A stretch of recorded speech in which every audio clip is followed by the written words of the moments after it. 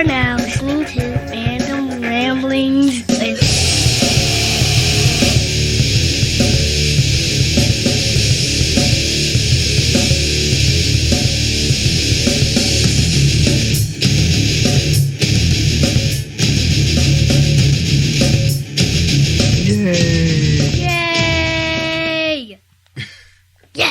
What up, everybody? This your boy B-Rob, and I'm back with another edition of the Random Ramblers with Rob podcast. First and foremost, I'd like to thank you, the listener, for coming back each and every week, or however you listen to podcasts. If you're a first-time listener, I'd like to thank you oh so much for giving my show a try. And if anybody recommended you to me, I want you to go ahead and lean over and give that person a crisp high five. I mean, the CDC regulations have laxed a little bit now. They still warn against, not washing your hands and sanitizing and things like that. But you can get a little closer now.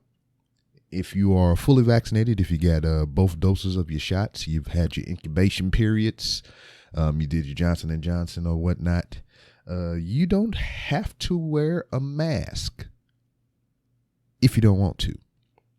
But you still need to abide by the rules that are issued by private establishments and public establishments alike, such as Walmart and other places that you go to.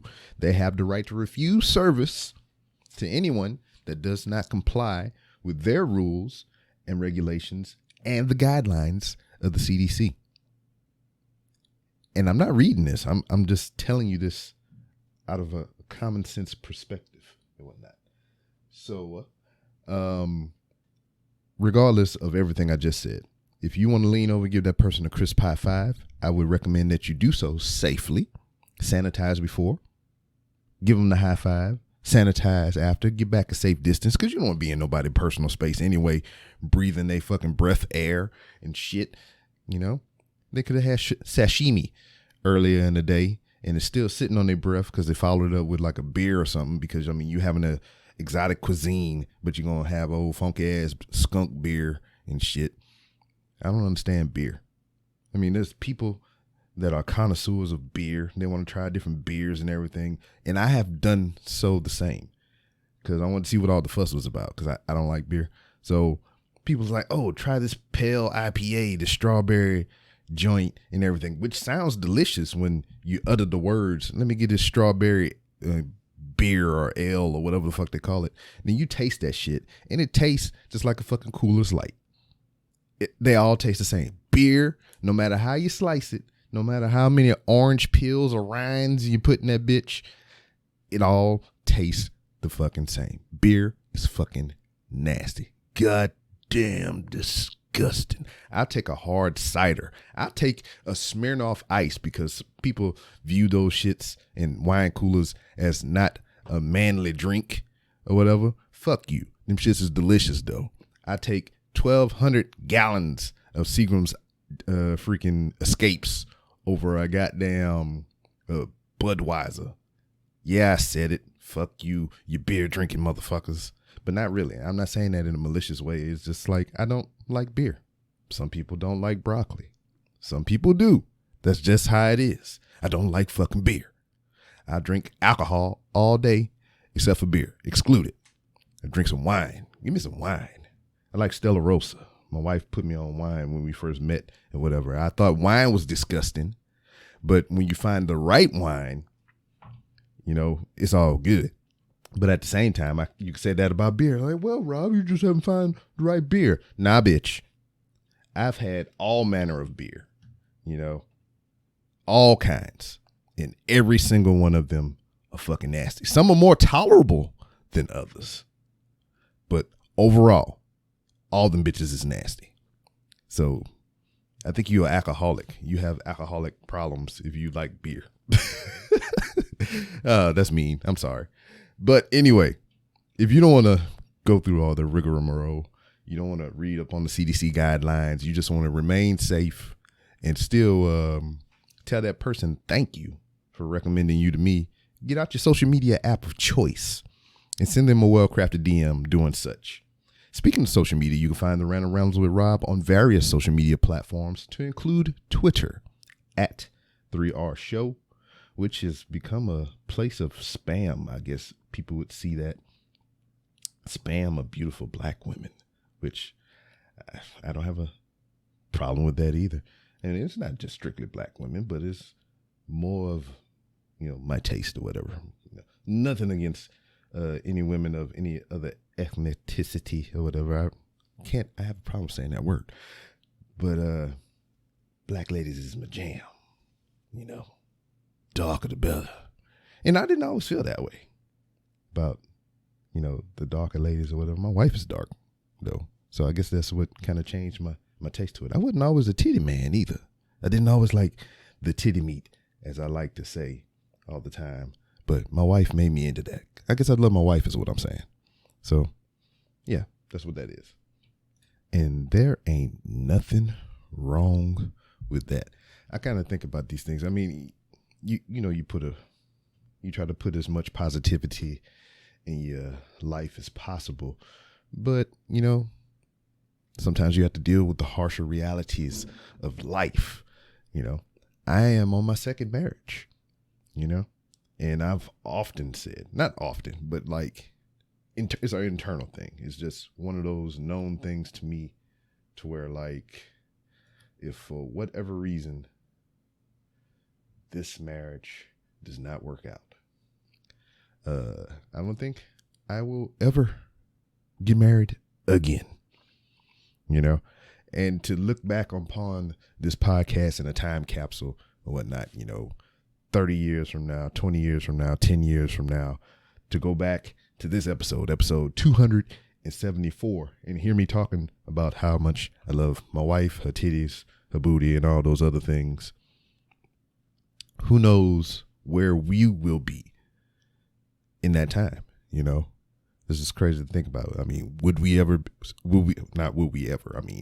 always optimistic to me to where I think we'll be together forever till death, till the actual words, till death, till we either kill each other or we die. But, 10 years from now, how relevant would this conversation be to the situation that I'm in? Just think about those things, or within 5 or 10 years from now of this recording, episode 274, will I still be doing this? Will the RSS feed still be up? Will this thing still be accessible? Because you still have to pay for this to be out in the world and whatnot. So all those dead podcasts that are freaking just out there floating in the ether, somebody's still paying those RSS feeds, unless it's a SoundCloud or whatever, because you can do the free services and whatnot. But even with those, there's a space cap and everything. So there's just random podcasts that people have abandoned that are just floating out there in the ether or whatnot to, never be heard from again. It's the podcast fade, as we call it in the business, as I do air quotes. But yeah, that's what's happening at 3R Show on Twitter. Man, I'm just going through a whole bunch of life stuff right now. Just clearing my mind. This is only the intro. God damn it. And other places you can find me on social media, to include Instagram at the 3R Show. And you can find this interview that you're listening to, another version of it, visually. You can see me and Paul chop it up on the YouTube. Just search for 3R Show. And for any other piece of business that I may have forgotten to mention, you can find it here. Not here, but you can hear me say it here. And you can go to randomrob.com and find all manner unto pertaining. There's merchandise there, and you can find different ways to help support the show. One being is hooking up the sponsor, man. Hooking up the sponsor. When you hook up the sponsor, you hook up yourself and me. But Hooks, Rubs, and Spices is who I'm talking about. Long time supporter of the show.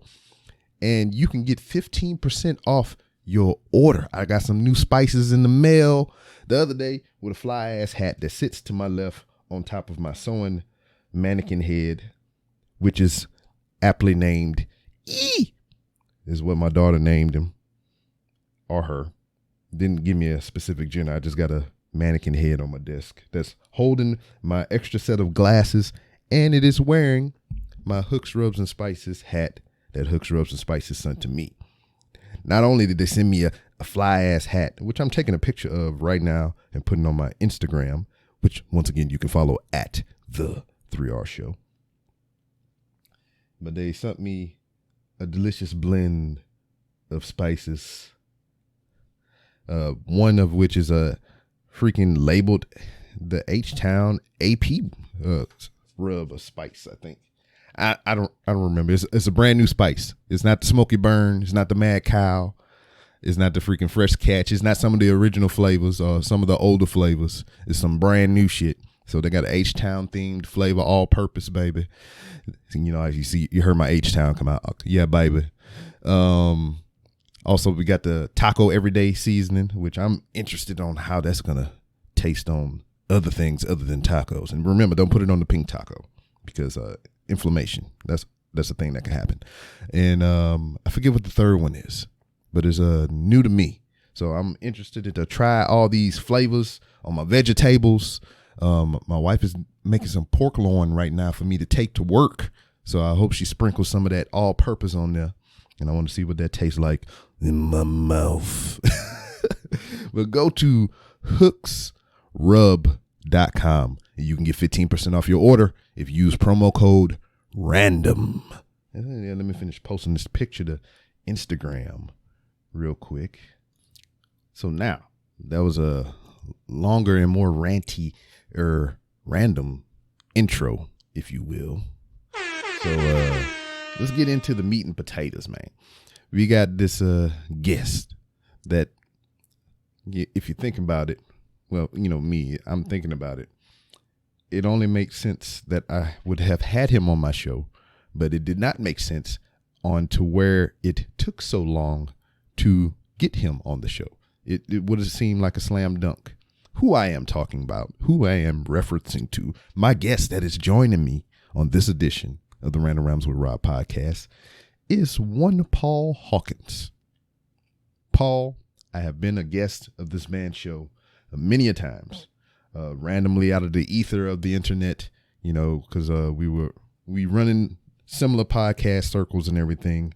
I forget the timeline, and I believe it's discussed upon in this edition of when he started this podcast. It might have been around the same time. I think he might have been doing it a bit longer or shorter. Who cares? But we met via the internet, and it was one of those mutual podcast support things and whatnot. You know, I'm a podcast, I'll follow you. You're a podcast, you follow me. You tweet something, I retweet it in support of you, because, I mean, we have the same grind, the same hustle and everything. We're trying to get our content out to a broader audience, a different audience. So I use your audience to help me. You use my audience to help you. That's how the podcast game works in some aspects. You network. And we had been networking vigorously, you know, just retweeting and interacting on Twitter. And one day he asked me onto his show and to help him review something.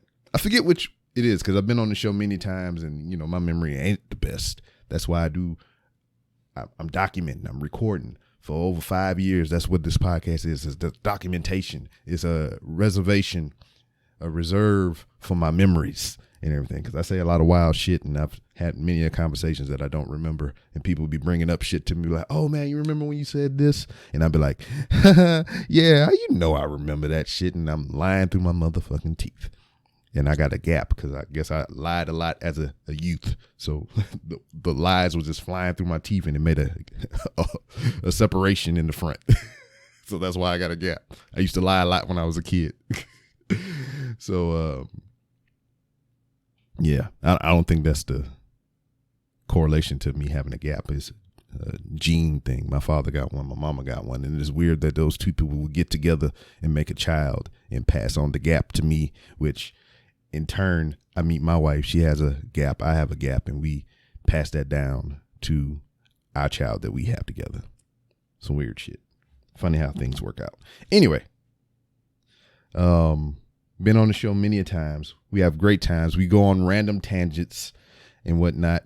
And most recently, you've heard, not the episode previous to this one, but the one previous to that one, of me and him talking about the movie The Losers, a recommendation that I gave to him upon being on the show previous to that recording where we reviewed Scott Pilgrim versus the World. And the conversation went all over the place, and it led us to there, and I recommended The Losers, and he's like, hey, why don't you come back on the show and we'll do The Losers? And that's kind of what it was. But riding in a car, listening to our episode or whatever, which I tend to do. If I'm on your show, best believe I'm listening back to the episode again, because I guess in some weird way I like to hear my voice, or just seeing what I can do better as a guest, seeing if my audio equipment is everything. It's just technical standpoint. And I like to relive our conversation sometimes because I feel like we had fun, just reliving the memories. After listening to the episode, I was like, why the fuck have I had Paul on my show? And that's what it boiled down to. Now, if you thought this intro was long, this episode is long. This is the precursor. This is the warning that this episode is almost 3 hours, 2 hours and 35 minutes to be exact. And it all stemmed originally from one question.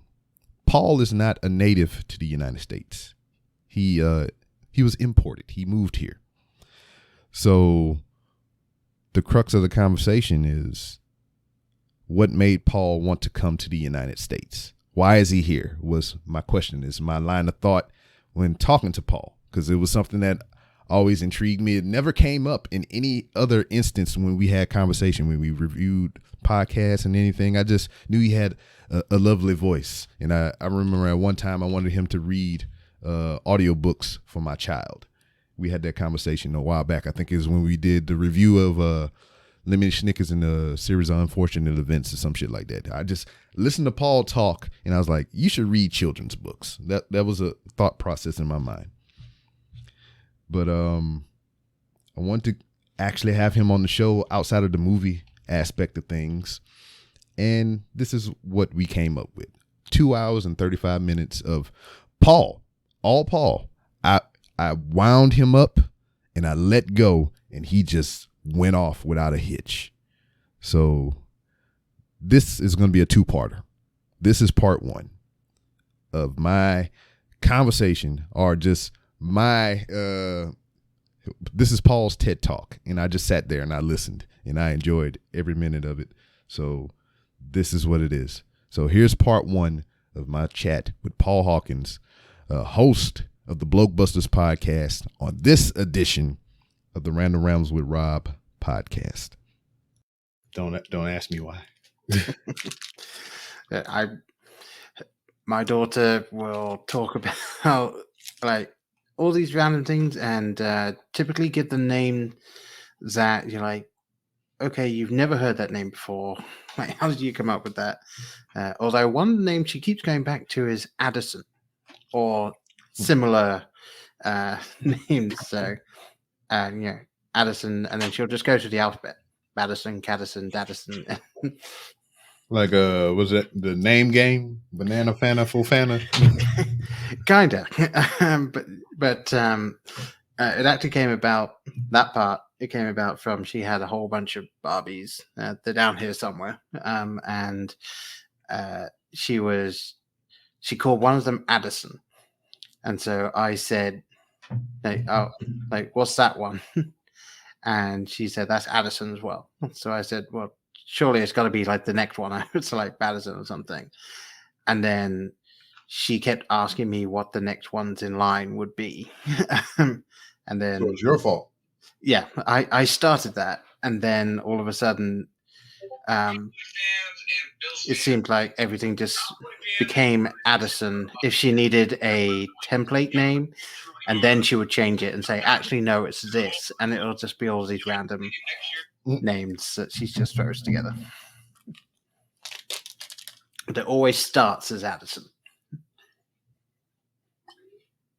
Mm-hmm.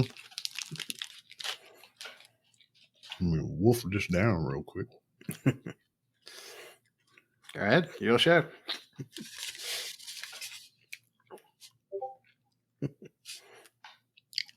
And I was just like, I got this because I'm working on, sewing machine. So I need like a little head to fit the stuff on. And I put it on the table while she was in there eating. I was like, decorate it. And this is what she did. Okay. Very, let's have a look at that again. Yeah, very French. I'm just getting sort of a French feel to it. Not quite the thin moustache, but Yeah. This is a robot, LOL. Oh, there you go.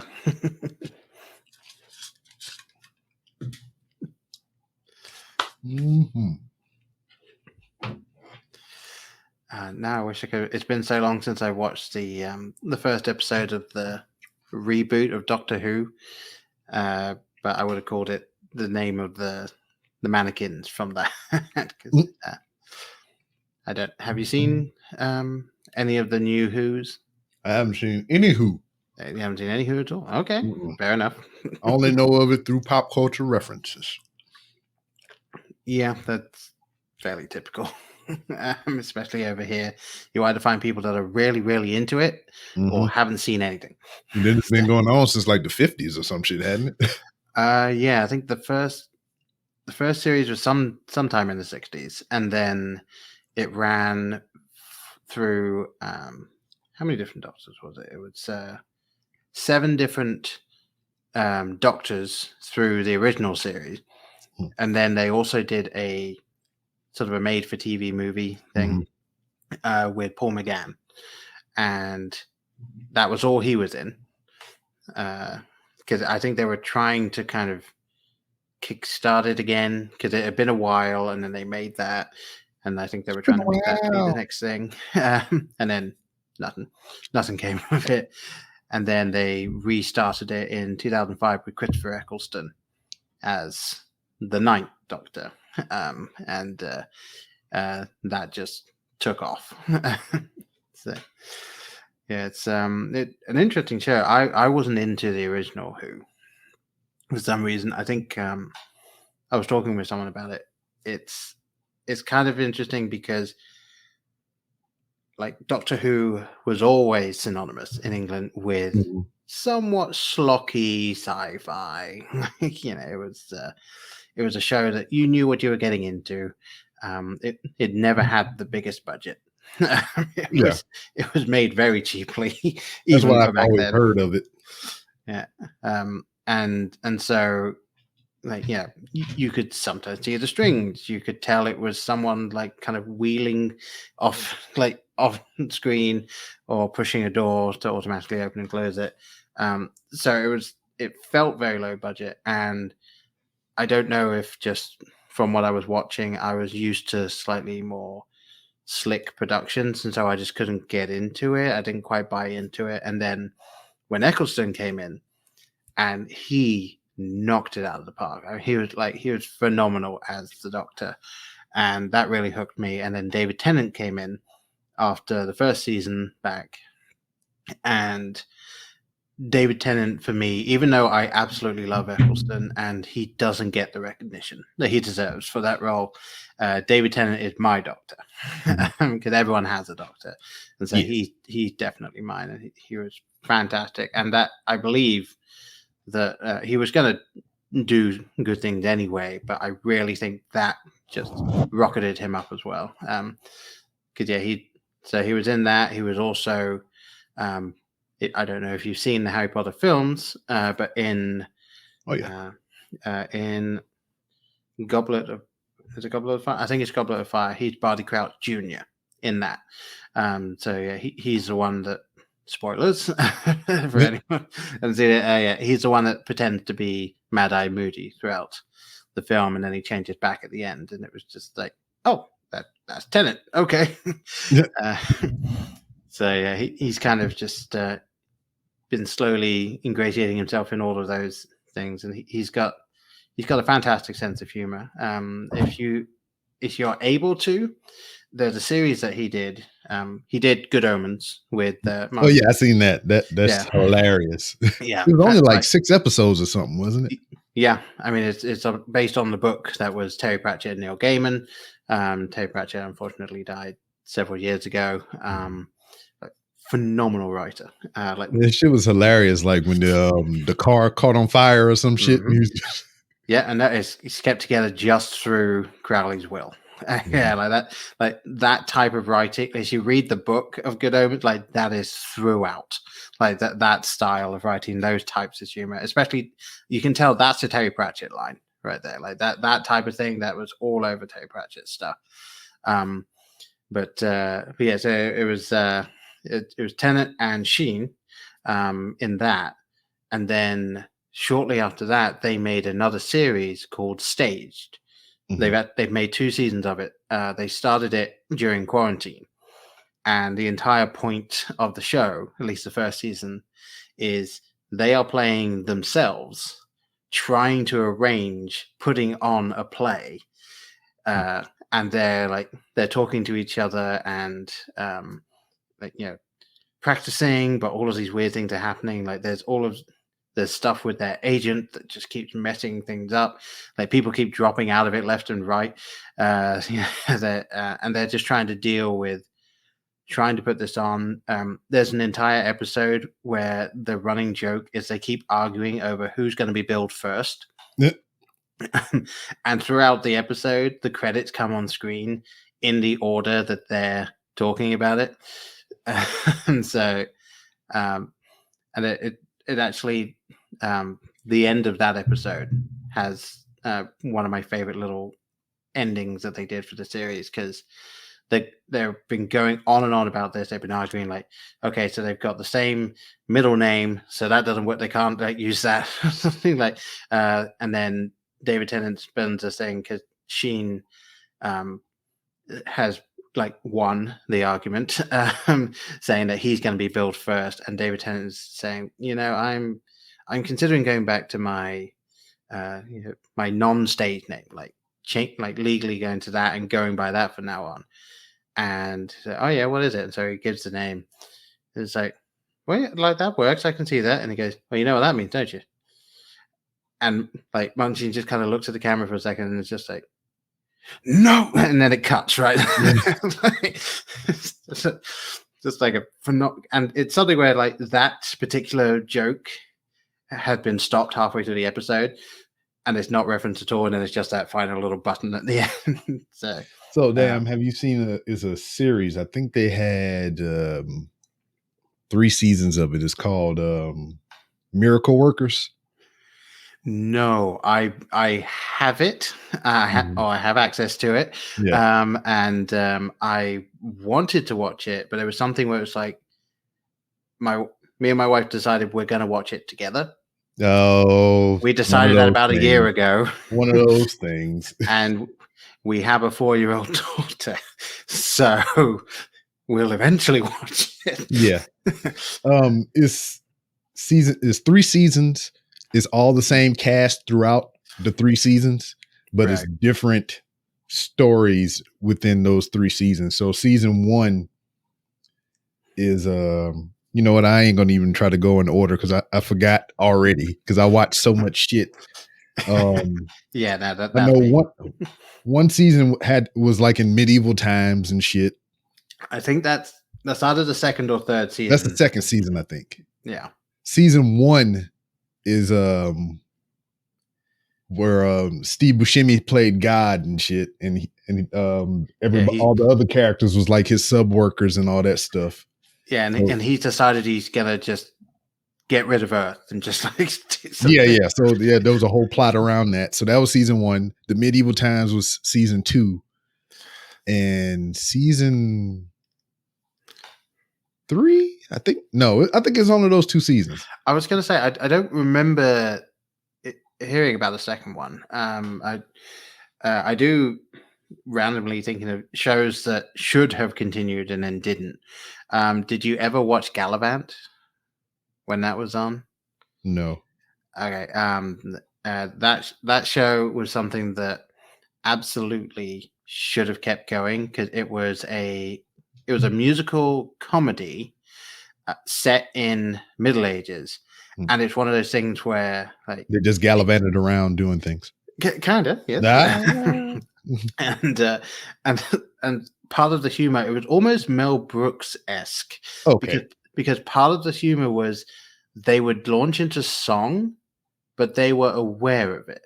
So there would be bits towards the end of the first season, I think it was, the lead guy, Gallivant, is attempting to get into a song about his purpose, about the reason why he's doing the thing, and people keep interrupting him, so he never actually starts the song. It's similar.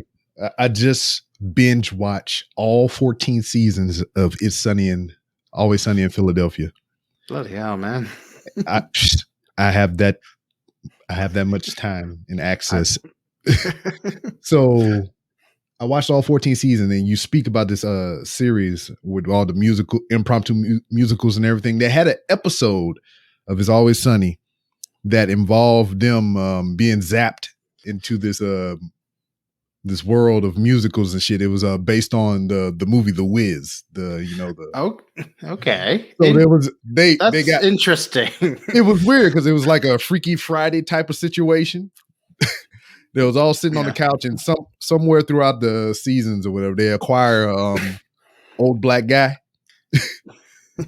So he's just an old guy, not putting emphasis that he is black. So it's just like, right, and it's almost like a force of habit thing, or whatever. Just like, hey, where's the old black guy? He's like, no, it's just old guy. Oh yeah, you're right. But anyway, they had a movie night, and it was. Right. It was old black guy's night to pick a movie, and he picked The Wiz. So they were all watching The Wiz, and they was having banter about The Wiz, and then they got struck by lightning, and they did like a Freaky Friday switch to where they, as white people, were turned into black people. Okay. And then also to spin on top of that, since they were watching The Wiz, it was a musical.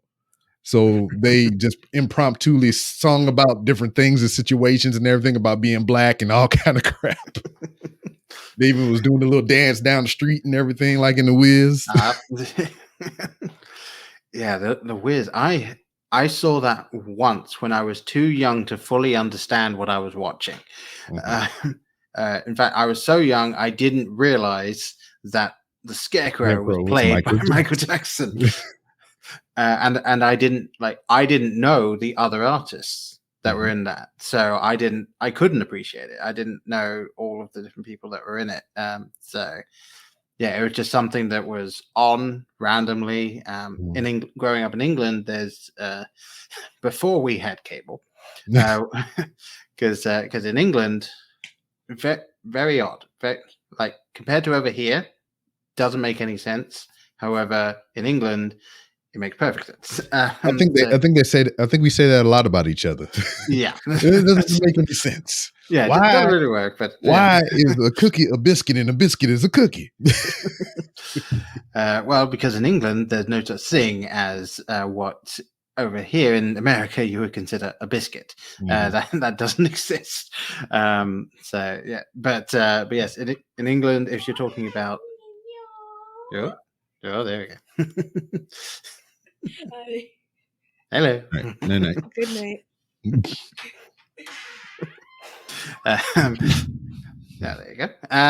But yes, when you're looking at just terrestrial television, as it's called, before everything went digital, you would need some kind of aerial on your roof. Obviously, that happened here as well. Areola. But what would happen is, depending on how high the area was and depending on what area you were in, you would get access to 3, 4, or 5 channels. 5 if you were very lucky. And they were BBC One and BBC Two. ITV. That narrows it down. Yep. You got ITV, which was Channel 3. Then Channel 4 was very, very, very smartly named Channel 4. And then you also had 5, which was Channel 5.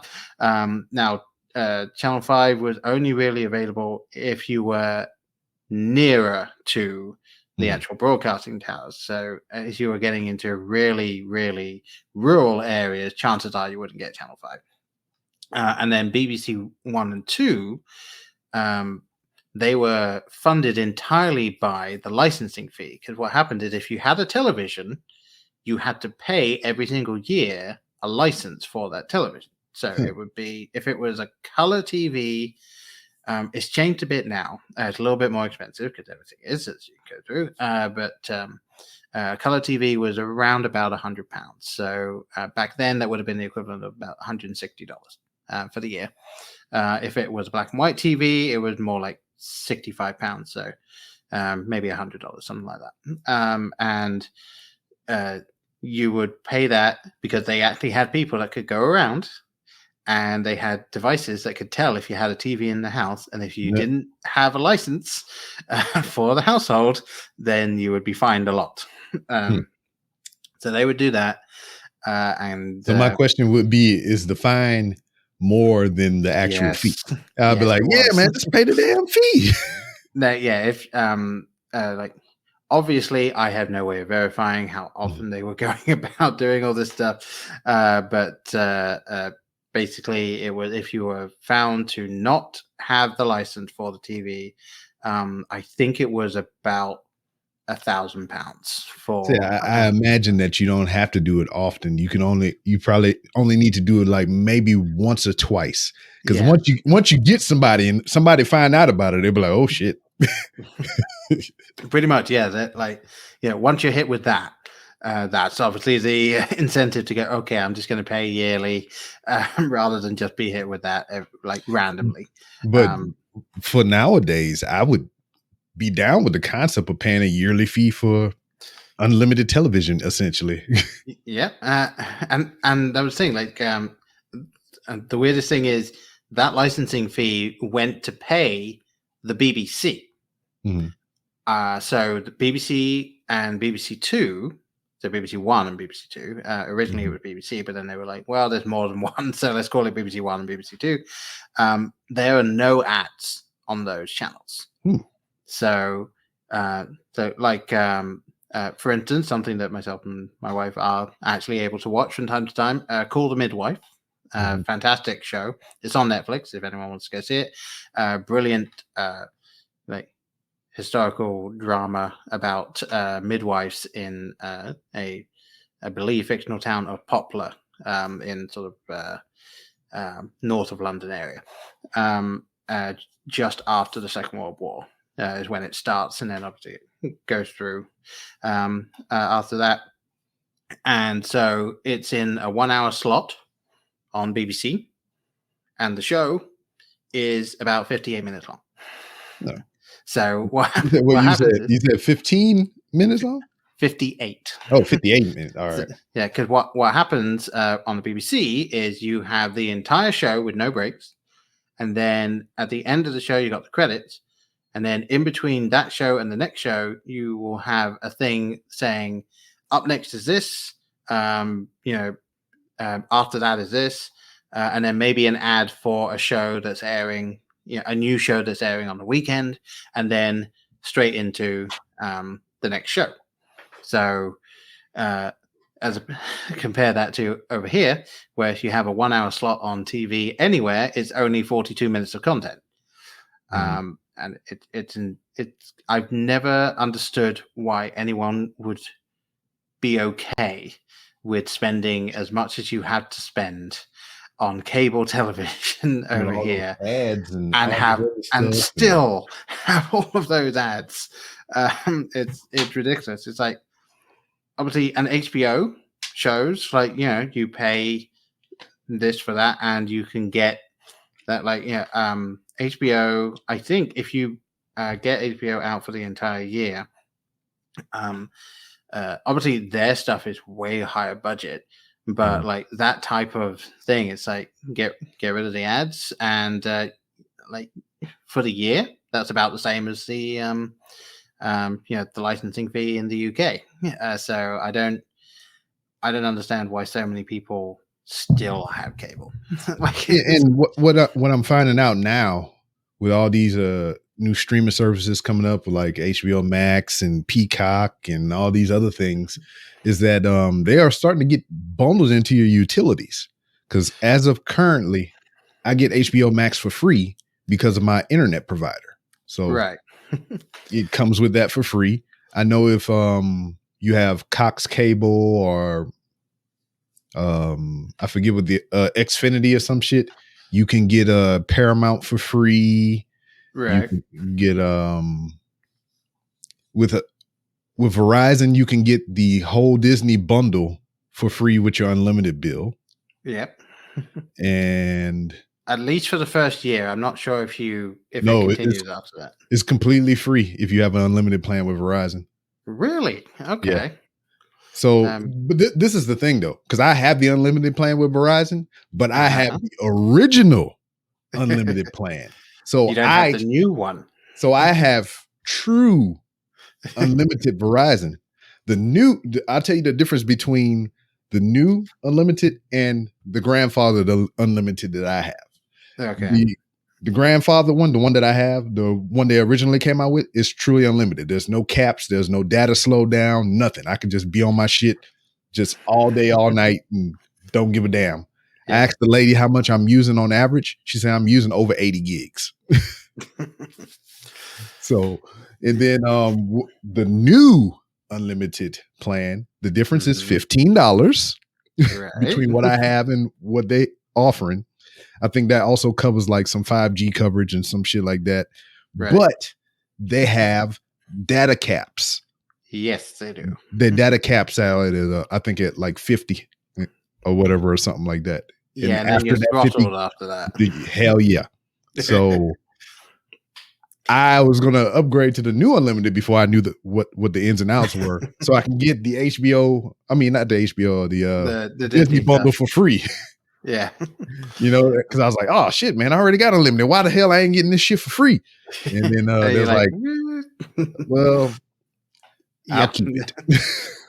Yeah, no, my phone. I don't think I ever turn the Wi-Fi off. If I'm around a source of Wi-Fi. So I'm actually going through a little bit of a weird thing because my wife relatively recently got the newest Google Pixel, or at least the newest Google Pixel at the time. They may have just come out with a new one. Yeah. There are too many new phones. But she got that, which meant it's a 5G phone. And we... ever since I moved over to America, we have been inside my father-in-law's Verizon plan because it was just easier. So basically, I was just one of 4 lines on that plan because it was my father-in-law, my mother-in-law, my wife, and me, and we've just been doing that. I think we're giving him money for this bill and that bill. Every month anyway, so it just kind of rolled into that. But as it turns out, adding a 5G phone to this bundle has thrown everything for a loop. And so he has finally said, long overdue. I fully admit that. Yeah, it's my time for you to turn over this Netflix password because yeah.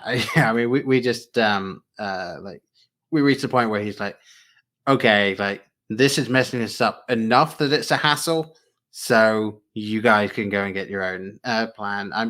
I think what's probably going to happen is we'll stick with Verizon just because the coverage around here. Yeah. We need Verizon if we want that to work. We're already with Verizon, so hopefully it's a fairly easy just port over. We should be able to keep the numbers. And then we'll just get our own plan. So maybe we'll do that and get we already have Disney Plus. So I think I'm somewhat of a creature of habit. I've had the same cell phone number for over 10 years now.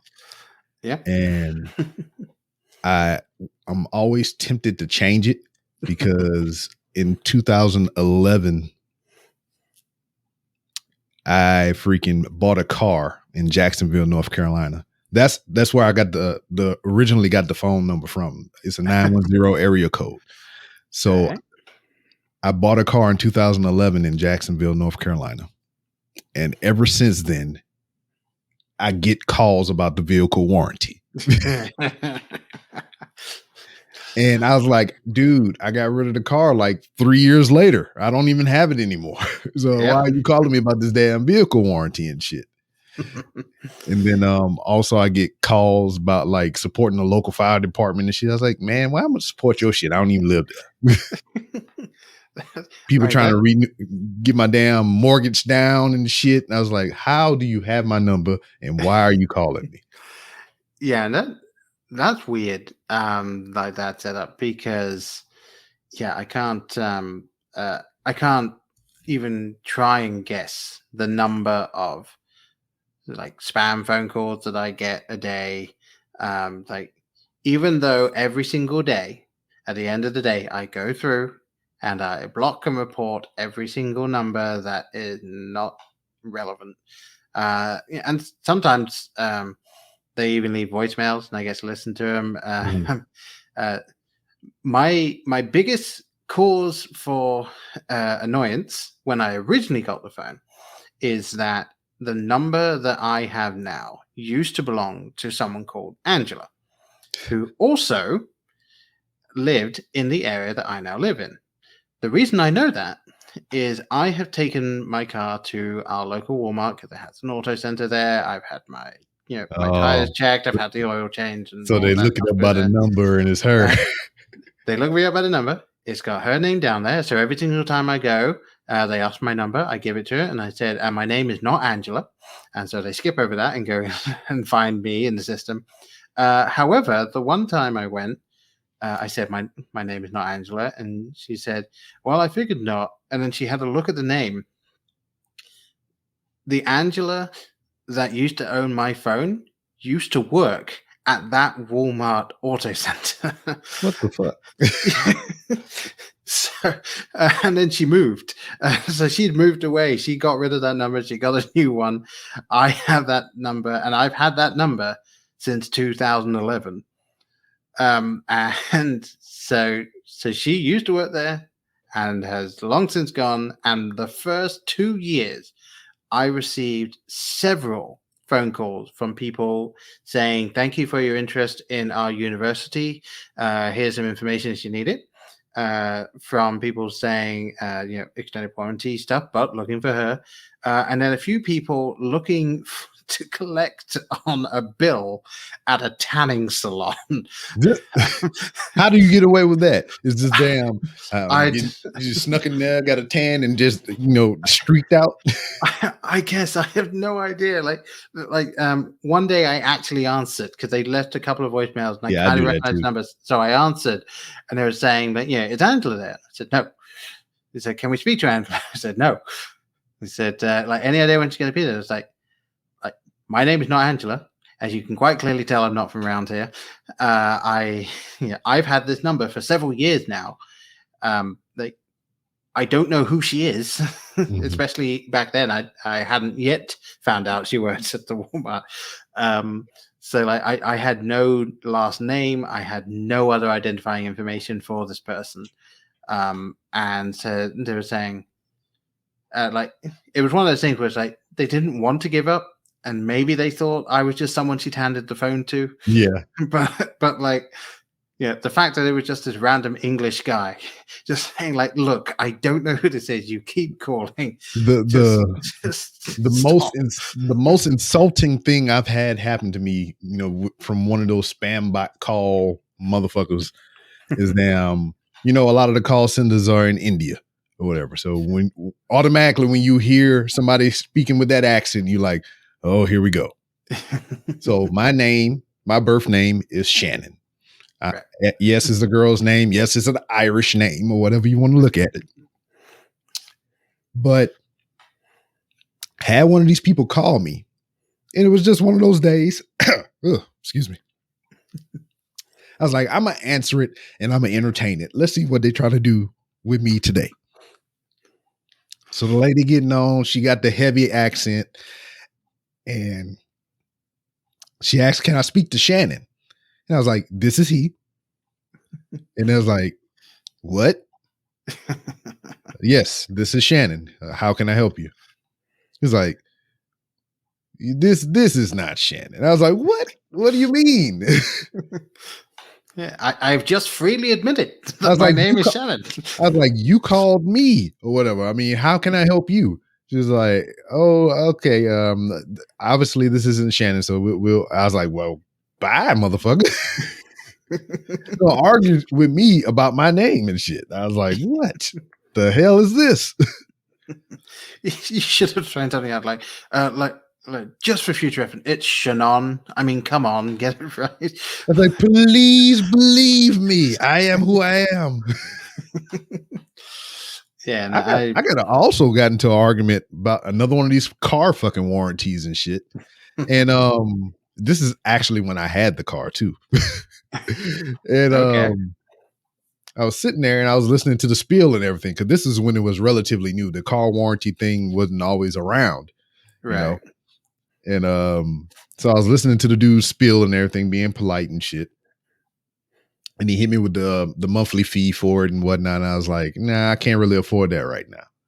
Right. And then he was like, well, what if we knocked it down to this much? And I was like, it sounds good. I like what you're selling, but still being polite. I just can't do it. Yeah. So he's like, hold on, let me get my manager on the phone. I was like, so he's hard selling me this shit. Mhm. And being respectful, being polite or whatever. Dude get on the phone, he started giving me the woes and everything. He said, if you don't have this warranty, this could happen. Then you have to come out of pocket this much, Vice paying this much a month, yada, yada, Yeah. yada. And I was like, yeah, I know. I mean, I get what you're saying, brother, man. I mean, it sounds like a good thing. I mean, it's just not in the budget right now. He's like, so what is your issue?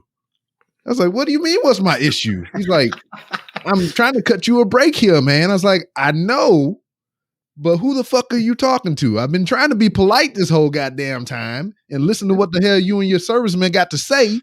But and I hung up. Yeah, I love that. I used to love going on to notalwaysright.com and all of those things and looking into all of those things. But then there was the other side. I can't remember the name of the website for the life of me, but it was just a list of all of those things, of those calls from people, and it's like the customer service rep just getting annoyed and just like, because obviously they have a job to do. It's a completely shitty job, totally fucked up, shouldn't exist, but it does. And so like they're obviously trying to make money doing something that really they could be doing anything else. And clearly with you, they finally reached the breaking point, which is kind of funny to think of, because the only time I've ever really heard of that is when I've seen people that are just masters at trolling these people. Like my favorite thing that ever happened to me when it comes to those people trying to get you with something, and this was like the full-on original scam, was when your landline would, and this was in England, the landline would go off. You'd pick it up because this was back when you couldn't even see the number. It was just the phone was ringing. Quick, pick it up. And the person on the other end of the phone was trying to tell me that my Windows computer was flagging in their system that there was an issue, and that I needed to get on it. I need to check it. Like they could remote in and all of this stuff. And so, like I'm talking with them, and they're saying like, okay, so we have as your address. When it's currently on. We can see it's on. It's having some issue. I'm the only one in the house, and I have a MacBook. So I'm sitting there, it's like, you're sure? There's like, yeah, like there's a ping coming from here, that a virus or something in the system. And I was like, okay, hang on. And so I went and I sat down next to my computer, and it wasn't even on, but I sat down next to the computer and I'm tapping at the keyboard. And like, okay. And they say, all right, so like when you do this, what happens? And I said, well, nothing. They said, what do you mean? It's like, like, you're moving the mouse? And I said, well, I'm using the pad. It's not doing anything. And they said, oh, well, that must be the issue then. Like, can we have your password so we can log in? And I said, well, I can give it to you, but it's not going to do you any good. They said, why? I said, well, the computer's off. I turned it off. They said, well, no, you need it to have it on. So it's like, oh, okay, hang on. So I turned it on. And because I absolutely hate the noise, I always have either my headphones plugged in or the volume off. So you don't get that noise that the Mac does. So I was able to turn it on, and I was humoring them for a little bit longer. And so they were finally like, they're saying like, okay, so we can tell, like, if you go into settings, it'll say this. And, like, as someone that grew up with Windows computers, I knew exactly what they were saying and where they were going with it. And so they got to this point and said, okay, so in your settings, you can see this, this, and this. And I said, no, I can't. And they said, like, you're in setting. Yep. Yeah, I'm in setting. Like, and you can't see this. I said, no, I can't see that anywhere. I said, well, what do you mean? So, well, see, I have a Mac. And then the phone just went dead. I had them for about 12 minutes. So I was using all this, like, keeping them away from someone else because I had nothing else to do at that time. But I hate. I'm hating them. It's just like, I want you to be off my number. I don't want you on my shit. It's just like, sometimes I answer them and I'll be like, hey, what do you want? It's like, well, we want to refinance your home. I was like, well, I just did it. I got like 2.3% on my shit, the making up shit. And I was like, oh, that's really low. So we'll try back. I was like, no, don't try back again in 6 months. I said, put me on the do not call list. And they were like, okay, we'll do that, and yada, yada, yada. Not even 10 minutes later, another motherfucker calling me about my goddamn mortgage and shit. And I was like, what the fuck? Unless you can get me minus 1%, I am not interested. Mm-hmm. I will happily have someone pay me to pay my mortgage. I'll do that. So I know we talking a lot about phone scams and everything, but this is one of the things that I wanted to do since I got you here. Oh dear. Everybody hear your accent and everything. We know you're from England and all that other stuff because from what you talked about here in the last 30 something minutes. How in the hell did you get over this way? And why did you leave your lovely home of England to come to this place? Well, as per tradition, I boarded a plane and that brought me over. So that's the how. But no, obviously you're more interested in the grand story as to why someone like myself would bother moving to America. Now, granted, when I moved to America, and maybe this will get rid of half of your audience straight away, Obama was still president. So at that time, I had no issue with some of the things that were happening in America. Everything was fine as far as I was concerned. I let the record show that he said there was a black president and everything was fine. Yeah, absolutely. I am actually reading his book. Right, I'm halfway through it, and I've always loved the way the guy spoke, the way he was able to get his point across.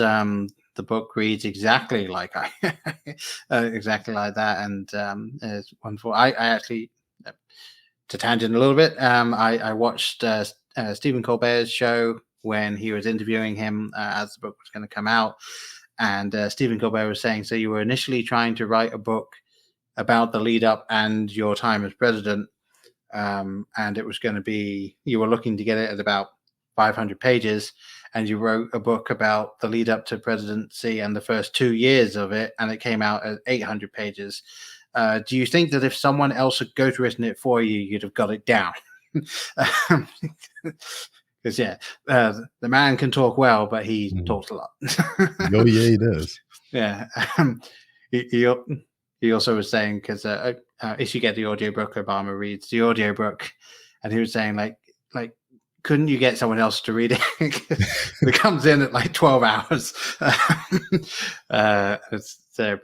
But yeah, no, if I were able to vote, I'm not yet. I'm not a citizen at this time. I am a residential alien still, so I cannot vote in elections. But I myself am more liberal when it comes to the type of things that I support. So generally leaning towards the Democratic side. So yes, the last several years we just sweep under the rug at this point. That's kind of but yes. So the original story basically it all started because I'm a fan of Harry Potter. Shocker! I grew up in England at the time the books were coming out. Of course, I'm a fan of Harry Potter. My parents got us a copy of the first book shortly after that came out. I was just at that point old enough to be able to just kind of take it and read it by myself. And I've always been a big reader. Every now and again, I kind of drop out of it for like a year, and then I'll just start picking them back up again. But the Harry Potter books, big fan of those. I would read them. My parents would read them to my sister and my brother as they were growing up until they reached the point that they didn't want that. My sister refuses to read a book that is bigger than this. And my brother has often said that he doesn't see the point of reading a book that doesn't have pictures inside it for some reason. So they were not into reading, but I'm the person that read all 3 Lord of the Rings books in 1 week during a summer holiday. My family, before I was a teenager, often our holidays would involve going to France because we grew up in England. So we would literally just take our car, drive that car onto a train, go under the channel, come out in France, drive off, and we'd be there for a week, and then we'd reverse, come back. So that was a holiday. And after several years of that, I was bored shitless of going to these what were called Euro camps, which for people that love camping, for people that it would be the equivalent of glamping, because basically you would go to these campsites and there would be like double wide trailers basically set up everywhere, and then you would just rent one of those for a week. And there would also be a pool generally with some slides and stuff. Yeah. So you went camping. Yes, we weren't in a tent. We were definitely not in a tent. However, we were still in the countryside of France in the summer and no air conditioning. I can imagine that's kind of sticky. A little bit. So one summer when we went, and I did not want to do anything because I'd reached a point where I was fed up with it. I literally sat inside on the sofa with my feet in a bowl of cold water because that actually cools you down. I don't know why, but my mum made me do it, and it worked. All the nerve endings are in your feet. Guess. And I read all 3 Lord of the Rings books in 1 week. Still have not read The Hobbit, actually. Seen the film, which means most people would say I still have not read The Hobbit. So at some point I'll read that. But yeah, so always been a big reader, and then I got into Harry Potter books. Actually, the 7th book came out, and I was working at a store called Tesco. Tesco would be the equivalent of kind of like a Kroger, sort of. And sort of like if you took the idea of Kroger and the way that kind of works, but the size of a Walmart. So that was sort of what it was. So and then this now you're Tesco, speaking the language. You're talking about Walmart. Yeah. I knew I'd have you there. But yeah, so I was working in one of those, and they had the food and all of that stuff. That was the majority of it. But they also would sell clothing in the little area, and they would sell DVDs, and they would sell books. Nothing huge, but like there would be an aisle with the DVDs and an aisle with the books, and then a couple of things of clothes. So I was working there when the 7th Harry Potter book came out. Because my parents were set up with the local bookstore and they were ordering all the books through there, they had ordered it and it arrived at our house at 6:00 in the morning the day it came out. I was working that day at the Tesco at 9:00. I got the book. I started reading it. In England, when you're growing up, you can start learning how to drive when you're 17. You can take your test when you're 18. I had absolutely no interest in learning how to drive because you had to pay for your car, you had to pay for the insurance, you had to pay for the petrol, you had to pay for the yearly test to make sure it's still roadworthy. And the way actually that works in England, you take it into the local garage. Or garage, depending on however you want to say it. I knew what you were saying. It's just funny to hear you say it. Yeah. So you take it down there.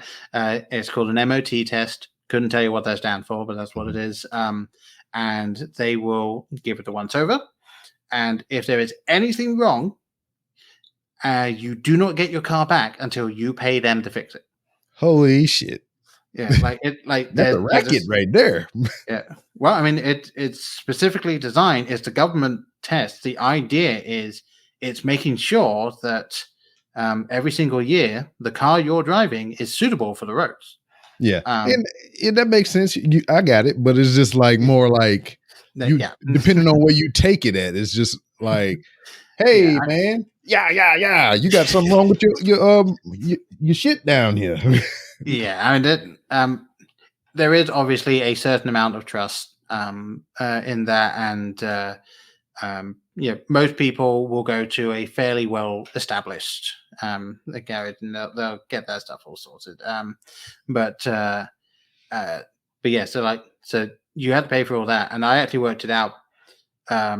Where I was working when I was out of university, I was living in one area of England and getting the train, which was a 50-minute train journey from where I was living to the city I was working, and then it was a 10-minute walk to the actual place I was working. So all in all, including the walk to the station and then the walk to there, probably about an hour and 10 minutes for me to get from my front door to where I was working.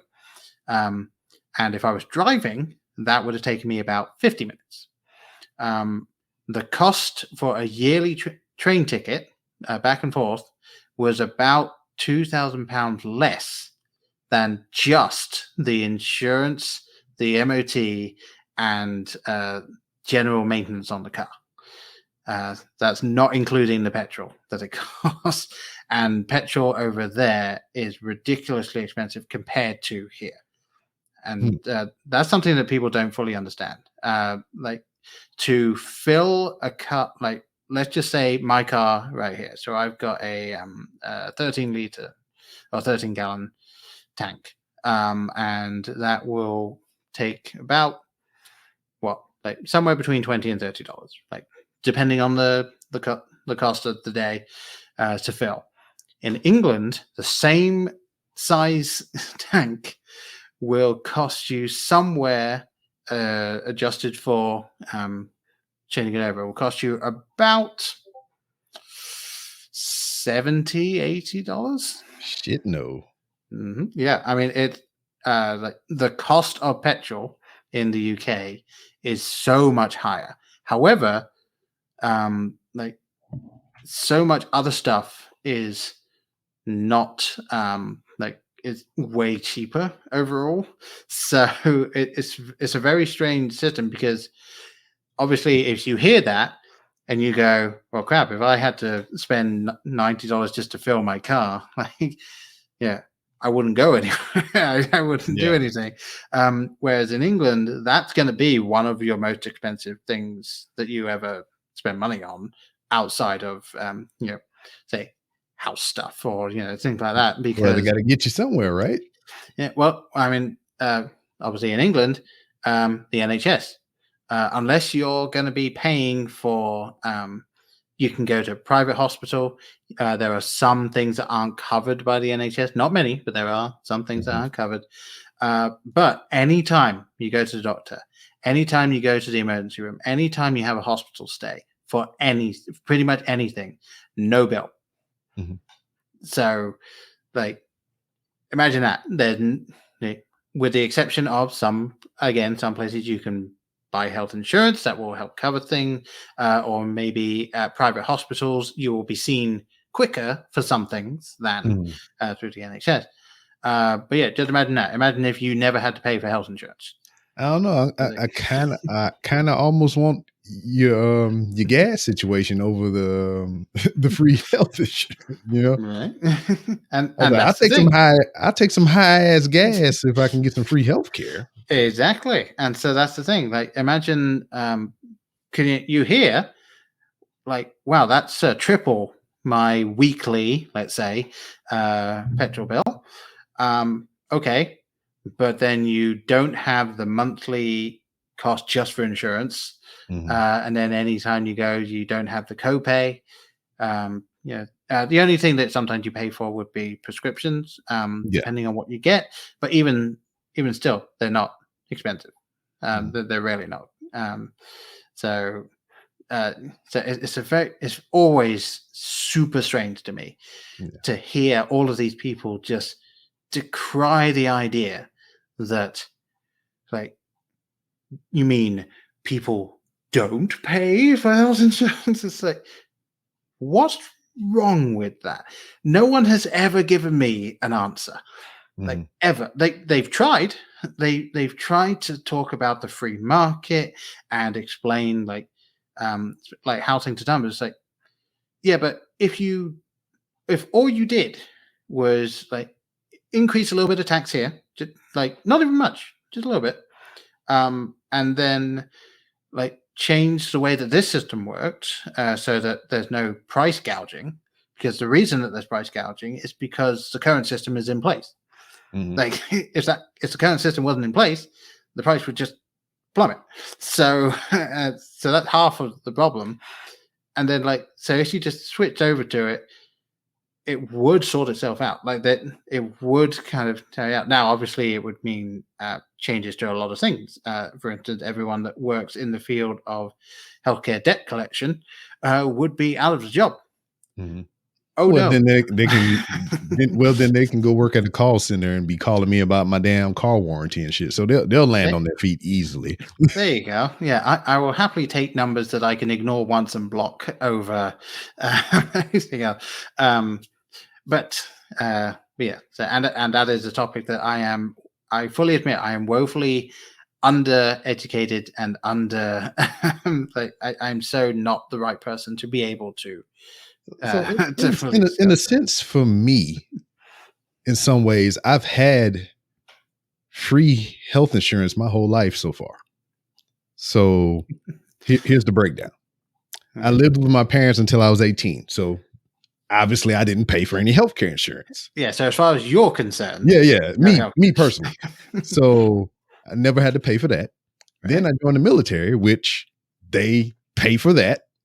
And then I was able to have a longevity in that field, in that career, to where they gave me free health insurance when I retired. So it was like, I don't know this world of paying health insurance and shit. You know, I mean, I know about co-pays and all kind of stuff and things that aren't in network and shit like that. But for the most part, I've had free healthcare all my life. Yeah, so you can see where I'm coming from. Like, yeah, it's nice. Yes, it very much so is. So now I see, because it was a roundabout so much, other than the direct answer you gave me in the beginning, because somebody else was president. You came to America so you can right all our wrongs. I'm all for it. Oh, I wish they'd just put me in charge, because just those people be like, you shut up, you keep doing what you're doing. I like it, but you shut up. And I don't want to get too far into politics on this because that's too much of a rabbit hole. Unfortunately, it's very difficult to have an actual discussion about that at this point in time because everyone is so entrenched. But getting back to the original politics. So as I was saying, I got the Harry Potter book. I started reading it when I got it. I woke up pretty much just after the book was there. I went downstairs. I ate breakfast. I grabbed the book. I started reading. I was halfway through the book when it was time for me to go to work. So my dad drove me in. So I was reading the book in the car. And I was going to be at work for about, I think 8 hours.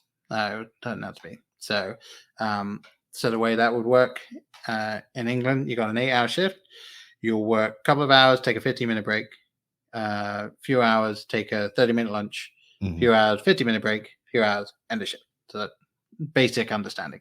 And I finished the 7th Harry Potter book on my lunch break. So like I'm a fast reader. No shit. You think? Yes, and so like I was sitting in Tesco at the tills because I was working the checkouts. When I was initially forced to get the job because my mum decided that I needed to have a job, so she filled in the application form for me and took me to the interview. And the person said, "So what is it you want to do?" And I said, "I want to be stacking the shelves. I want to be like, out the back, basically interacting with the customers as little as possible." And they said, "Well, you filled in the form for the checkout position." And I said, "Did I?" And my mom said, "Yes, you did." So that was me for 2 years. I was the till person, and so I was sitting at the till watching people check this book out. Like pretty much my entire shift, every single person that came through had a copy of this book. And after that lunch, I was like, I could spoil this for you. I could spoil this for you.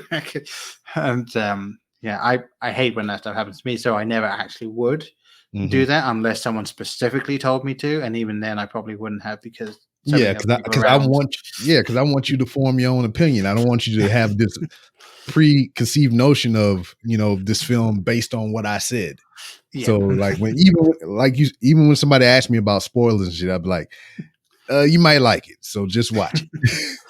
Yeah, and if somebody comes to me and says, I'm not going to watch it, what happens? Or I'm not going to watch this for a couple of years. I'm probably not going to remember what happened. Like at that point, I'll say, people, okay. I know those people to be liars.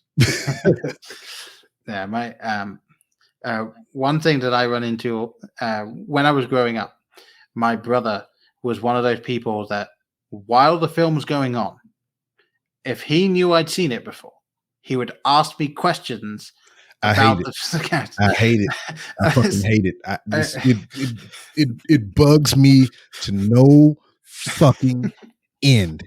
If we are in a room together and we are watching a movie, especially if you know that I have not seen this movie, why in the fuck are you asking me questions about the goddamn movie? Because I don't fucking know. Yeah. Case in point. This is more along the lines of what you said. You've seen the movie and you're watching it with somebody that hadn't seen it, or vice versa.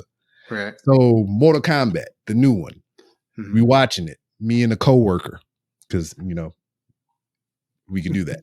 Yeah. And I told him I seen it already once, and that it's worth a watch. Give it a watch. I'll watch it again with you because you always see some different shit when you watch it the second time.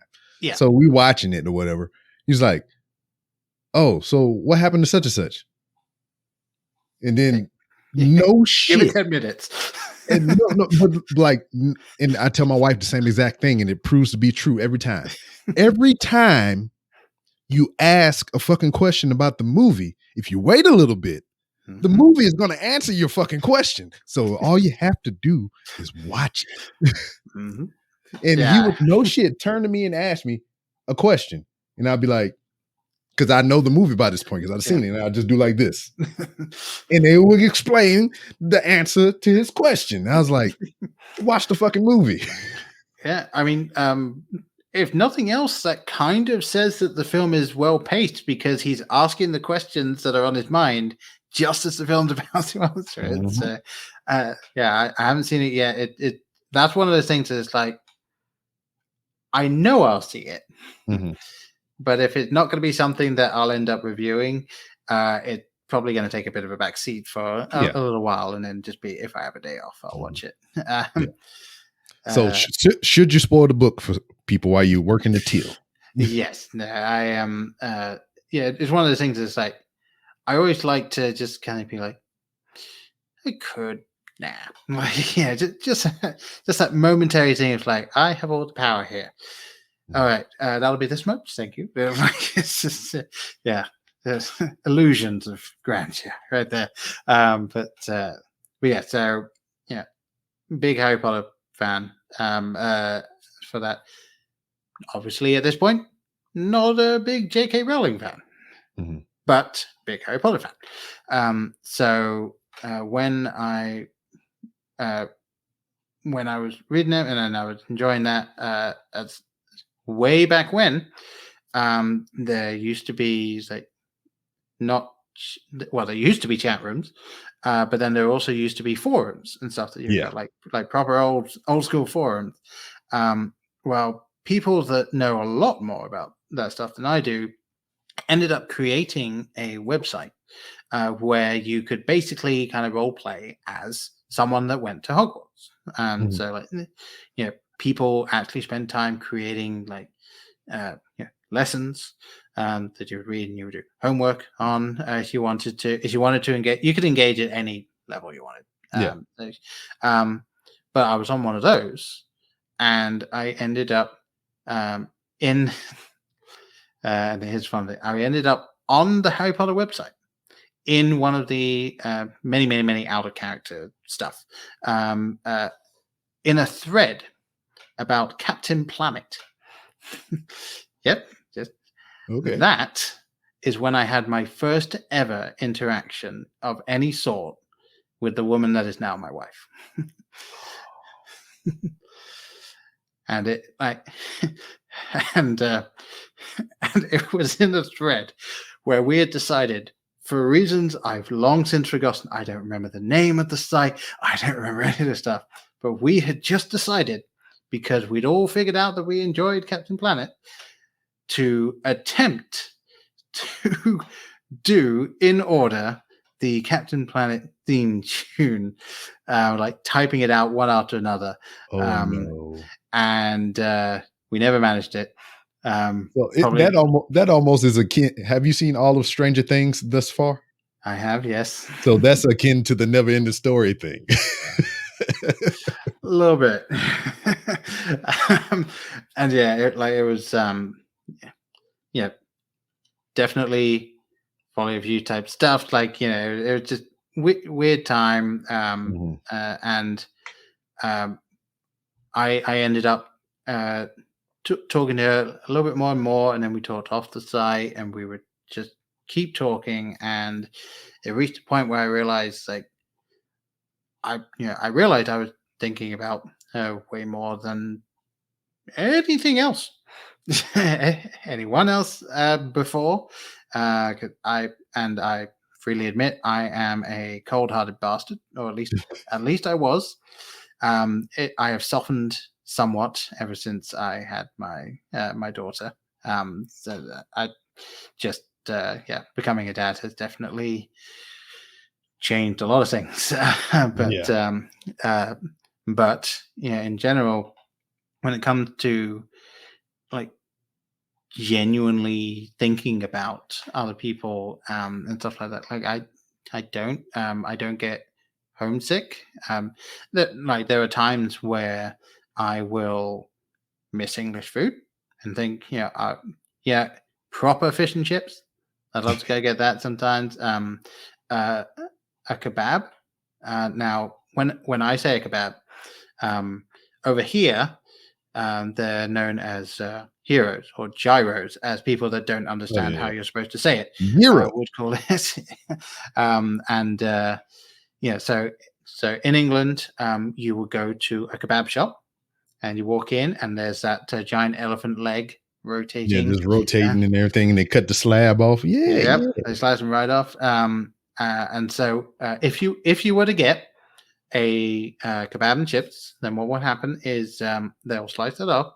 They'll take pita bread and they will grill the pita bread on a nice grill thing.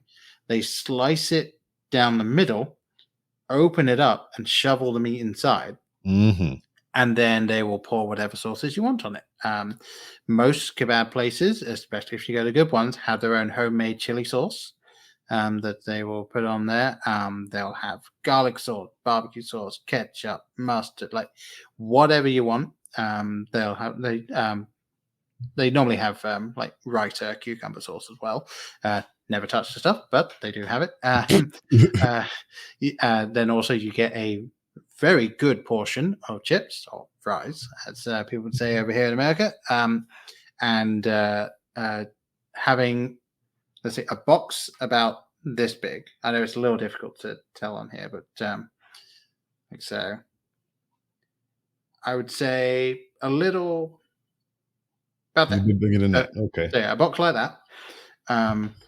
With you be watching the video version if you got this in your ears. You can see the measurements.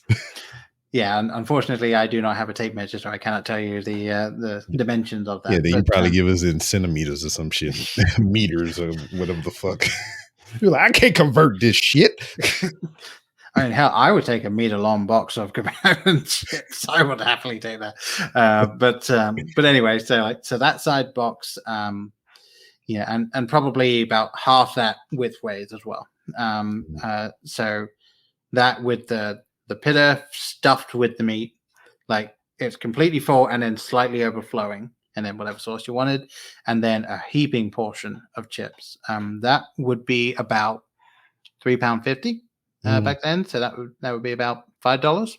Yeah, I'm down with that. Yeah. I've found that the most money that I spend on anything in my life is always food. And no amount of electronics that I have around me is just like, if you put everything side by side, like this is an $1,800 computer setup right here. Right. But if you put that beside my grocery bill and all the just a miscellaneous food and snacks and all this other shit I got, it would probably be double that, because I'm just a food eating motherfucker. Yeah, no, I absolutely agree with that. That's fine. Yeah, I mean, technology is fantastic. Yeah, not going to, depending on the technology, not going to keep you alive. So yes, and if you're going to, I can use the technology to get me the food. Yes, that's how they get you. But yeah, so and these kebab shops typically open until about 4 a.m. So they are anywhere where you have university students, anywhere where you have at least 2 pubs within a I was going to say a 1 mile area. It's England. Within about like a street of each other, there will be a kebab shop somewhere in the vicinity. As it should be.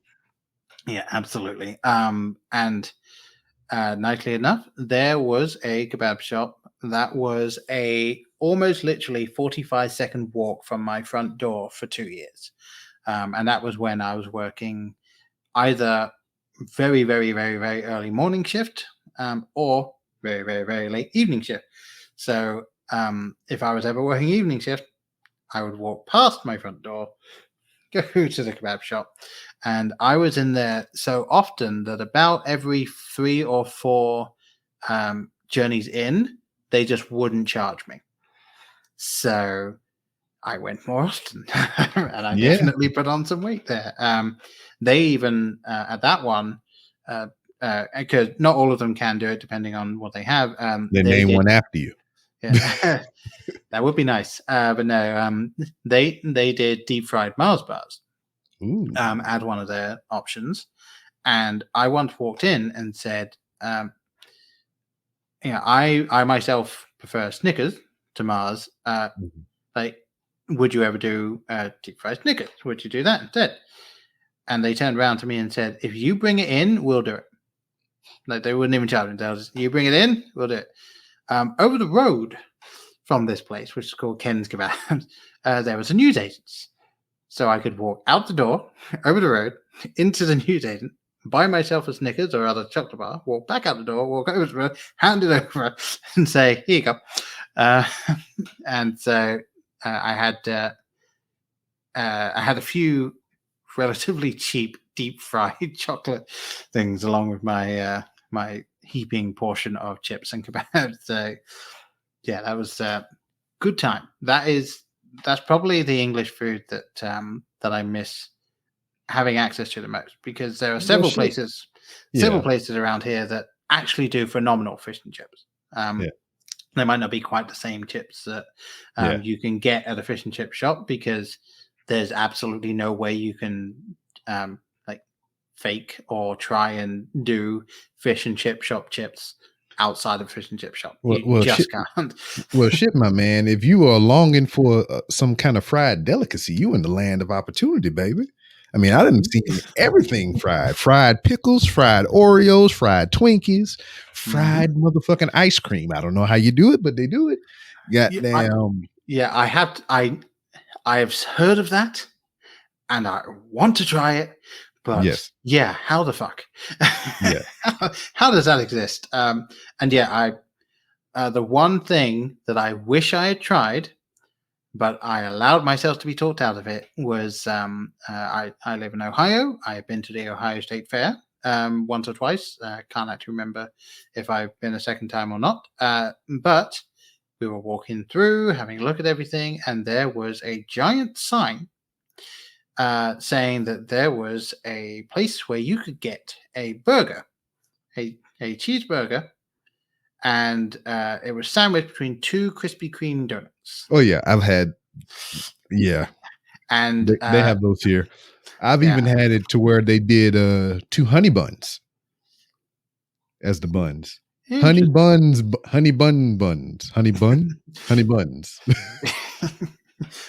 Sweet things between two sweet things. And it was something that I was like, I knew for a fact that I could down that thing. Mm-hmm. I also knew for a fact that I shouldn't. It was definitely not something that I should do. I wanted to, but I shouldn't. And my wife did turn to me and just say, if you eat that, you're not riding home. So I was like, okay, fair enough. I concede that one. I had deep fried Oreos later on that visit, as did she, but like that one was just a step too far towards heart attack for her. So yeah, but speaking of my wife, getting back, this is a game that we play, Paul. I understand. Absolutely. I am.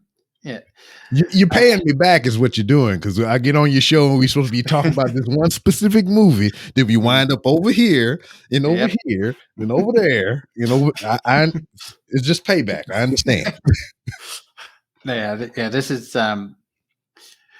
This is generally what a conversation with me is like. So seeing that you was talking about Captain Planet on the Harry Potter forum. Yes, your conversation went left to Albuquerque a long time ago.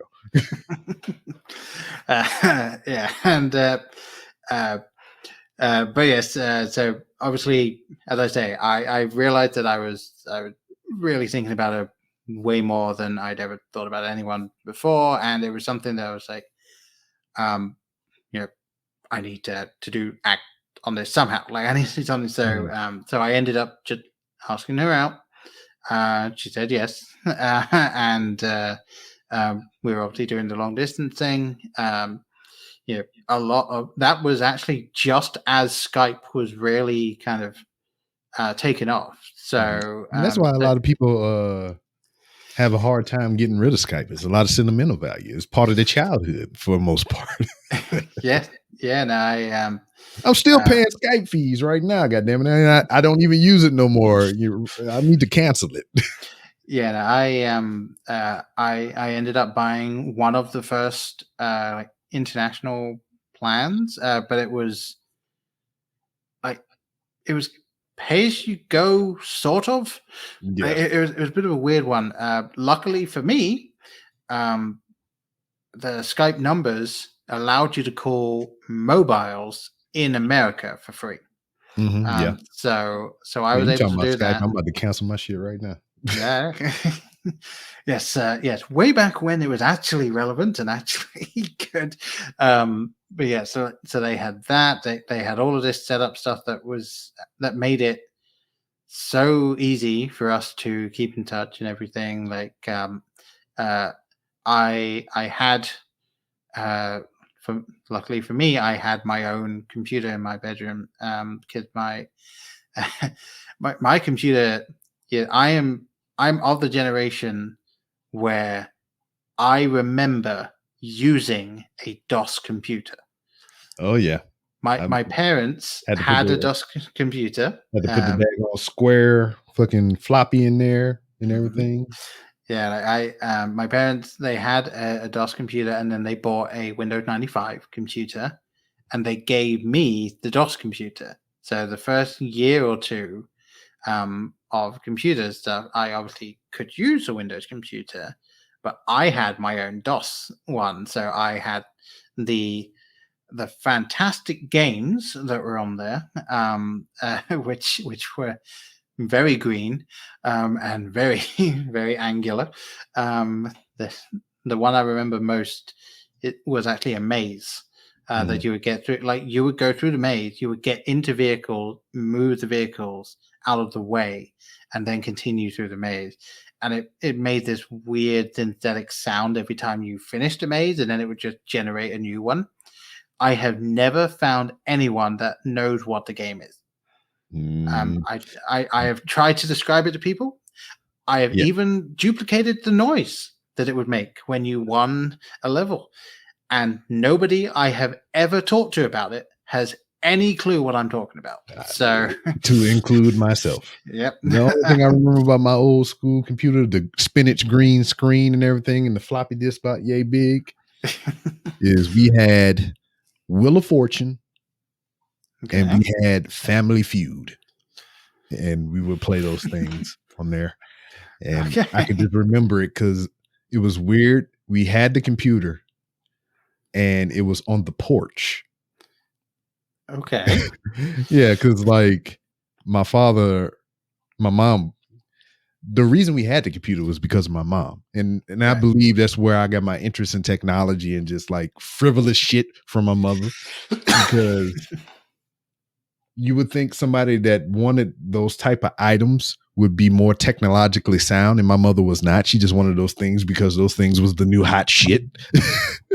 So we had a computer. She had one of the first cell phones, and I've seen all this technology come through my house as a kid or whatever. I could say I was fortunate enough in that aspect, but nobody knew how to use the shit but me. Yeah, so it's just crazy. I resemble that remark. Yes, there's one of my favorite stories that I love to tell every single time it comes up, and my mother hates that I tell it every single time it comes up. I had an MP3 player back when they were starting to take off as well. I never had an Apple one. Not true. I think I had an iPod Nano at some point for like a year before I ended up going like, well, this isn't working anymore, and I don't want to spend that much money on a new one. I'm just going to get something off Amazon for £10. Dude, let me tell you, I fought Apple as long as I fucking could. When the MP3 thing took off and then they started making the iPod. I fought it to the bitter end. I had a goddamn Zune. I had every version of the Zune that they released. That the big brick one that kind of resembled the original freaking iPod. Then I had they made a slimmer one, and then they wind up making a touchscreen one. I had every iteration of the Zoom that ever came out, and I loved that thing to fucking death. I bought at least 5 of those things, and those motherfuckers was expensive at the time when they were relevant. And when they discontinued service and Microsoft stopped making them, I was so fucking sad because damn, I had to get an iPod. Yeah, no, I quite clearly remember going through, because what would happen was the first MP3 player I ever had was about £10 off of Amazon. I'm fairly certain it was. Ordered it. Got shipped to my parents' house, and because I was still there, and it was a USB stick that you would put into the computer, and you could you just plug headphones in it, and you just transfer the files. Yep. You could get a whopping 100 songs on that thing. And so it was your own personal curated hit list of everything you were listening to at the time. And so I would listen to that, and I would wear out the battery every single day, because those things were not built to actually be listened to in long periods. So yeah, that was it. And then I ended up at some point getting the iPod ones that were about that big, like you could just about get them in your thumb index finger, and it had the little screen on it, and it had that wheel, so you had to roll your thumb around to get that to move. I had that for about a year, and then I ended up, I think it cracked, and I was like, I'm not having my parents spend stupid amount of money on that. I'm not going to spend my money on that, because even though I enjoyed it and I started listening to podcasts on that, actually, I wasn't going to spend that much money on a new one. So I got something that it was called a Zen something. I remember the brand was Zen, and it was a fairly blocky thing, definitely thicker than the iPod stuff. But it was a solid piece of tech, and I raved about it enough that my mother decided that she was going to get it, because she wanted to listen to music outside of just sitting in front of the computer. And my mother has a computing degree. I want you to remember that fact. My mother went back to university after I had gone to university, after she was no longer having to deal with my brother and sister going through school. She went back to university as I was at university, and got her computing degree. And then I was in, I think it was my last year of university. She'd already got the degree. She got this thing, and she called me up one day to say, hey, are you coming back this weekend? Because I think once a month or something I would go back just for the weekend in July. And he said, can you come back, because I'm having an issue with this thing. Like, I had put all of my music on it, and all of her music was 30 albums at that point. She was like, every single time I make sure it's all on there, and I go to use it, and it just keeps playing the same album over and over. This album was by the Kaiser Chiefs. Anyone wants to look it up?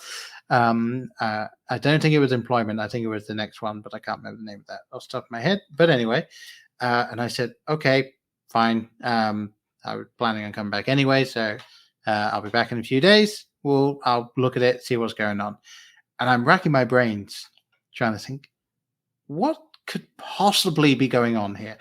Like, probably wasn't pressing save or import. You've almost hit on it. So like, I've been using this thing for years at this point. Like, I knew exactly how it worked. Like, once it's on there, and she was assuring me that she could see on the computer that the files were on there. It's like, once it's on there, it's on there. Like, it's not wiped, especially if she's playing music through it. It's on there. So I was like, okay. I came home. I'm racking my brain, trying to figure out what's going on. I walk in the door. She practically just hands it to me as I walk in the door. Hey, here you go. Pretty much, yeah. I got the hug, and as I step out of the hug, here it comes. And she's like, "Look, here it is. Like, can you tell me what's wrong with it?" I look at it, and what I can see is it's the album. Like the screen's on, it's the album. It's halfway through a song, so it's on there. So I hit the menu button, and it goes back to the album, which was the song list. And so I hit the menu button again, and then it goes out, and there's a list of every single album that's on the thing. And I say,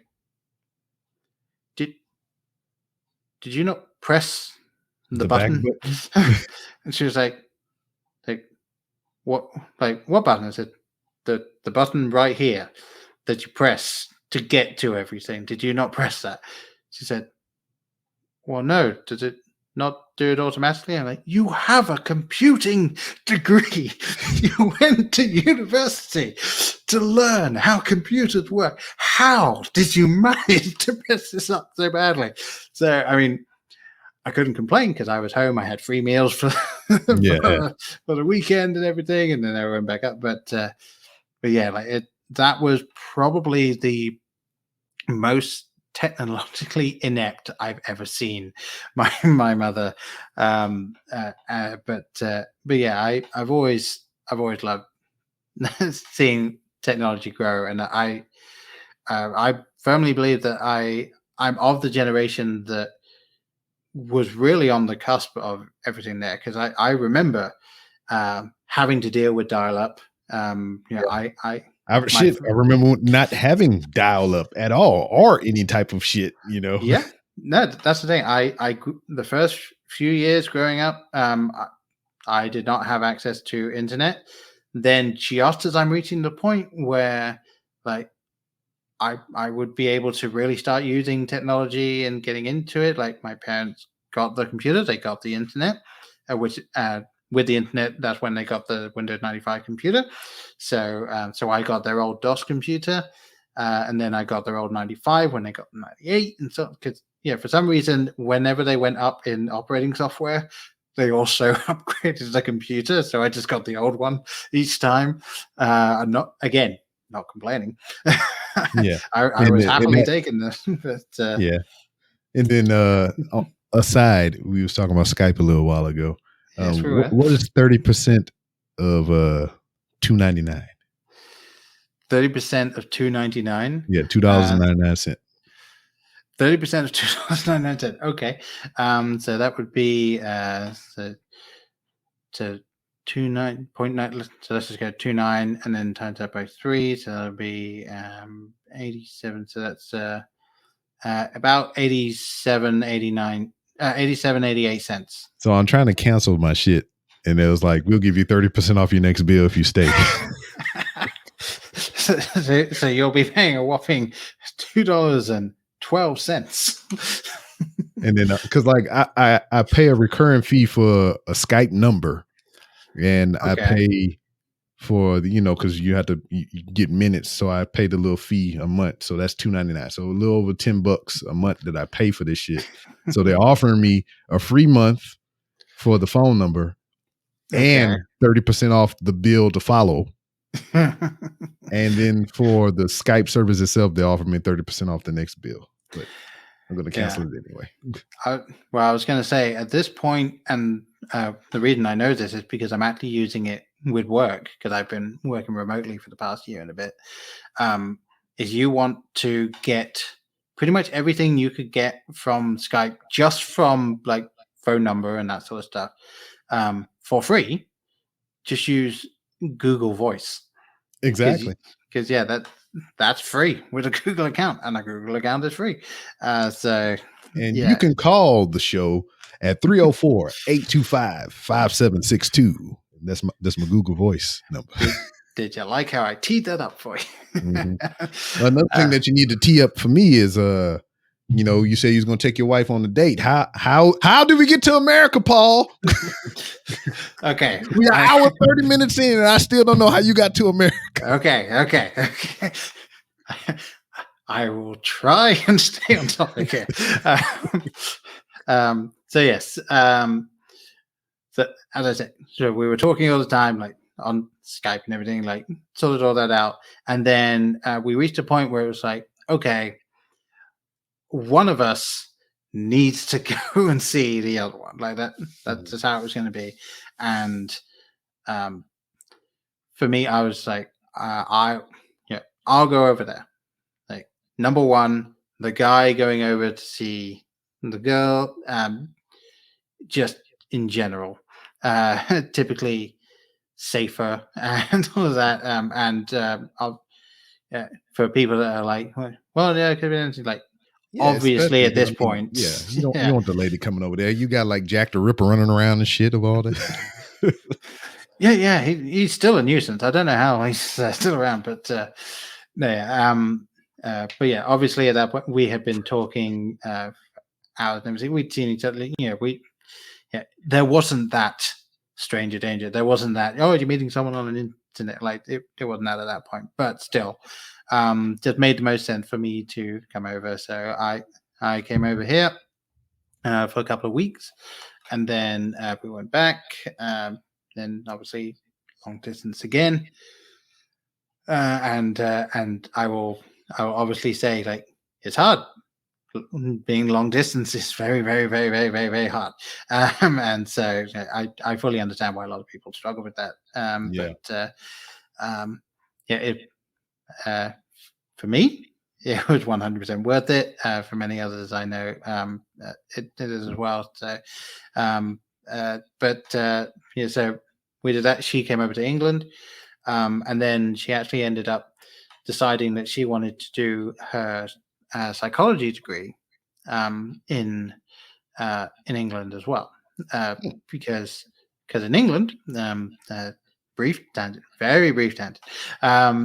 When you go to university, what happens is you go to a university for a degree, so psychology. Your first year, you do 4 modules of psychology in the first semester, and then you do 4 modules of psychology in the second semester. As long as you pass the first year, you're good. It doesn't count towards your final grade. Then in the second year, you do 4 modules of psychology, followed by 4 modules of psychology. And then in the third year, you do 3 modules of psychology, followed by with a final year project, followed by 3 modules of psychology and a continuation of your final year project. And that's it. Unless you're going for a medical degree or something really, really, really specific like that, university is 3 years, and you get a bachelor's degree. And the first year doesn't count towards your grade. It's 40% your second year, 40% your third year, and 20% your final year project, unless you are doing something else very specialist that they then change it. Whereas over here, fuck knows what you're going to do, because they just throw in everything and say, you need this, go do it. So she'd been through that before, and as I was explaining what it's like in England, and as she was looking around, she realized she really wanted to do it in England. So she did, and we were over here, and then I had proposed to her, and it was incredibly obvious I was going to do it when I decided I was going to do it, and I was both very nervous and incredibly just obviously uncomfortable with the doing it. It's one of those things where it's like, is me, especially back then, like doing those sorts of things in public and in front of other people, I hated that. I hated the idea of having to do things in front of other people, doing my podcast and just everything else, and just being with my wife and kind of working through some things. Like, now I'm fine with it. I'm absolutely fine with it now. Back then, if you told me that I was going to be doing this type of thing, talking to all sorts of people and managing all this, I would have not believed you. But yeah, no, this. So she decided to come over, and then in her third year, we got married. So it was. We got married in January of her third year of university, and we got to that point, and it was like, okay, where are we going to be after she's done at university. We got new shows every Sunday. Here we go. Hello, everybody. This is Hoppy. What's up, everybody? I'm over here cooking dinner with hooks, rubs, and spices. B-Rob turned me on to this stuff, and I tell you what, it's great. It's a homemade blend of the finest ingredients sourced from Texas gardens, farmers, and markets. And it's some good shit. I tell you what, try the smoke and sweetness, or you can try Hoppy's favorite, the Mad Cow, which is a nice peppery slap in the face. One taste, and you'll be hooked. Hooks, rubs, and spices.